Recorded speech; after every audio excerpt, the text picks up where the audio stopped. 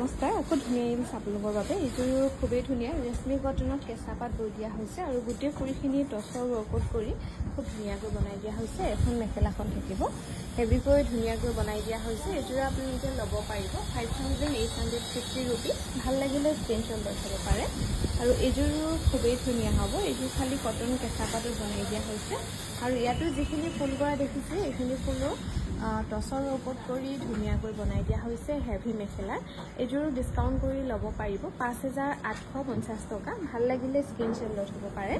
এইযোৰ ৰেশমী কটনত কেঁচা পাত বৈ দিয়া হৈছে। ইয়াতো যিখিনি ফুল কৰা দেখিছে এই ফুলখিনি গোটেইখিনি টচৰ ৱৰ্কআউট কৰি খুব ধুনীয়াকৈ বনাই দিয়া হৈছে।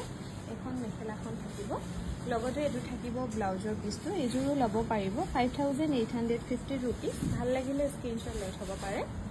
এইযোৰো খুবেই ধুনীয়া কটন কেঁচা পাতৰ যোৰা হ'ব। হেভি মেখেলা কৰি ধুনীয়াকৈ বনোৱা হৈছে আৰু এইখনো মেখেলাখন টচৰ ওপৰত ফুল কৰি হেভিকৈ ধুনীয়াকৈ বনাই দিয়া হৈছে। ভাল লাগিলে স্ক্ৰীনশ্বট লৈ থ'ব পাৰে।